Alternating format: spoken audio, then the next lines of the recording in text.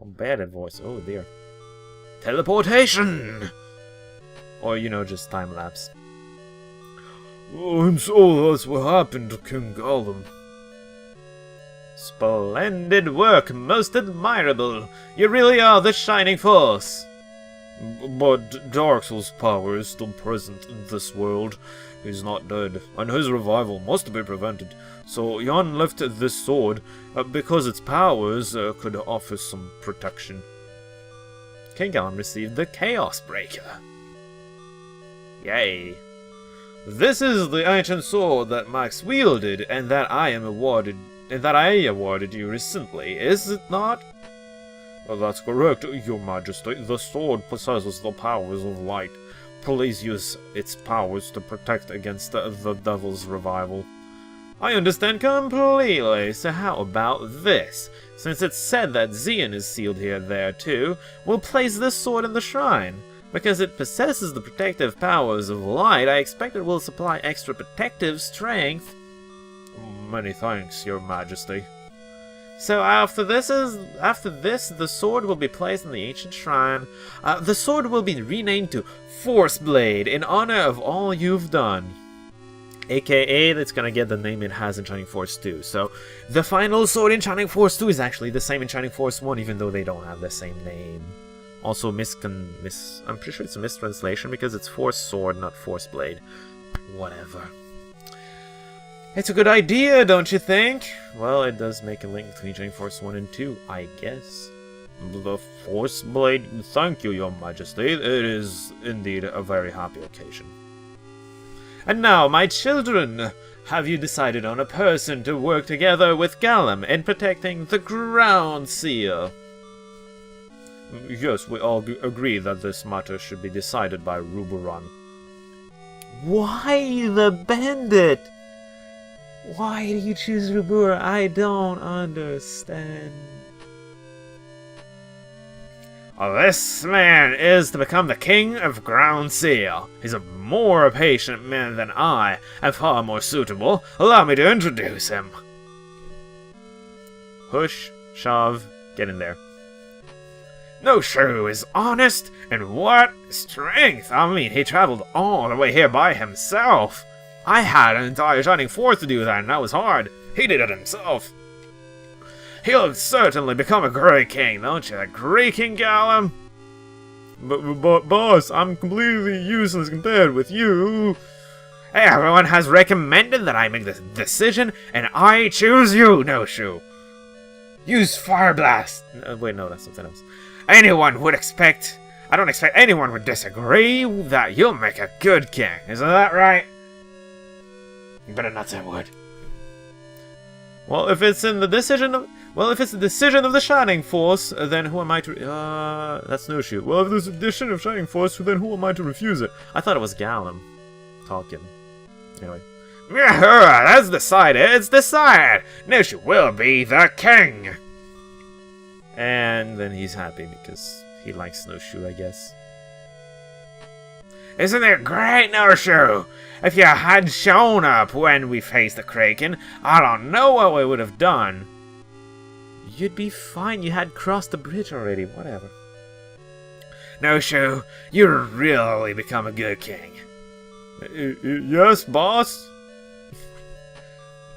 BT Dubs, considering he's relatively young, this is most likely the king we have in Shining Force 2, the Grand Seal King. Blah. No Shoe, congratulations on being the founder of Ground Seal. If you need help, I'll be here for you. Or, you know, I'll just go live as a hermit and leave you to it. Huh? There are many things I'd like to look into following our victory over the terrible crisis. The existence of the devils and the seals, the purpose of light. I'd like to investigate the value of some of these phenomena. There's a lot to learn. Once again we see the scholar's curiosity in Howell. Howell, do your best. Together with No Shoe, you'll make a magnificent country. Except Howell is not Astral, Howell is Howell.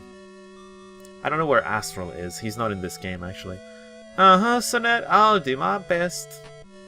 Good, but everyone must try their hardest now that Jan, Max, and Adam aren't here anymore. Where did those guys go anyway? I guess they felt like being tourists. I don't know. You're right, where did they all go? Away. Even Odd Eye fought alongside us. Everyone joined together, and for the first time we really were the Shining Force. But I think I can understand more or less how Jan and the others must be feeling. As a man, I feel that now is the time for my own preparations. I want to travel too! Because I'm a man! What, Knuckles, you'll just sleep in late while everyone else left without you. And then he gets hit on? What? Leave him alone, girls! That's all girls, by the way. Paige, Sylvia, and... what's the name of the bird? Julia, I think. I, for one, am sure they'll come back to us someday. Someday, without a doubt. I think not, but whatever.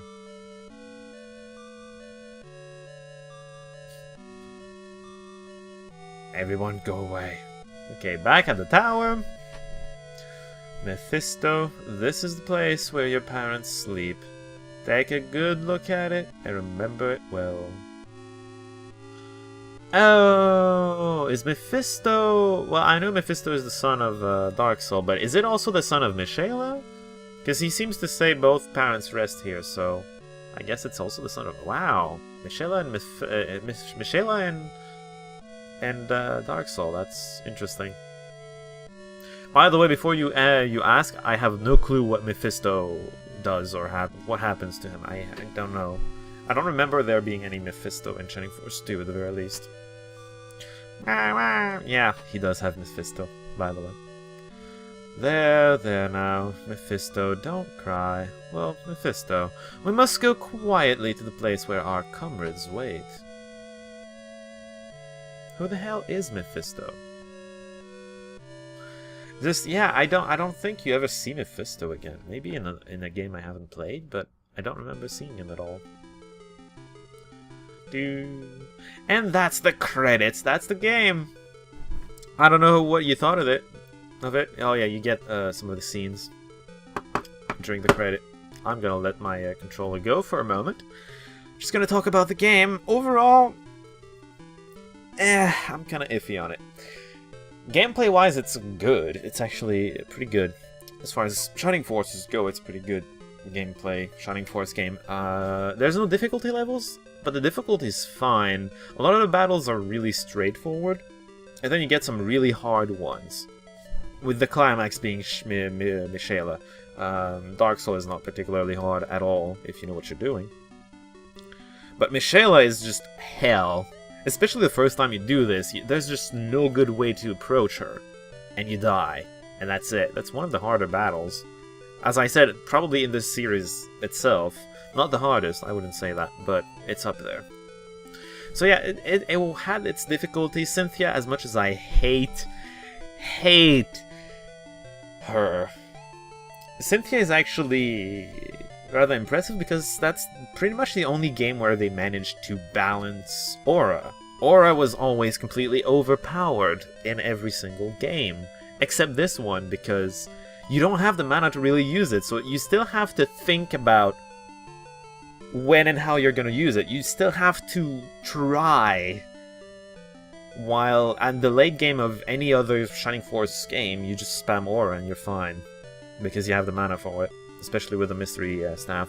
Even with the Mystery Staff, during a fight, it's not going to do much of a difference. You have 2 auras. You can nullify 2 Bolt 3s or 2 Demon Souls, and that's it.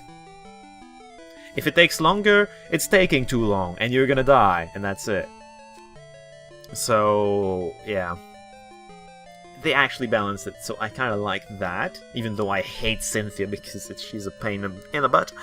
To level up, she's also necessary, unfortunately. You saw how hard it was winning a battle without her during the max battle. It was just, she died and then I was just in trouble, instantly. She's important, as much as I hate her.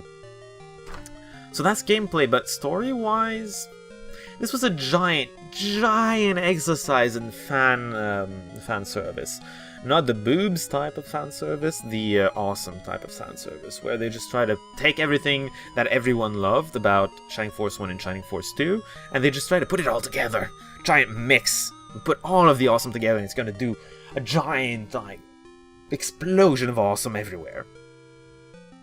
And sure, some of the stuff they did was cool, but to me it fell apart at the end. Grand Seal does not exist currently. We just founded it with Noshu becoming the king.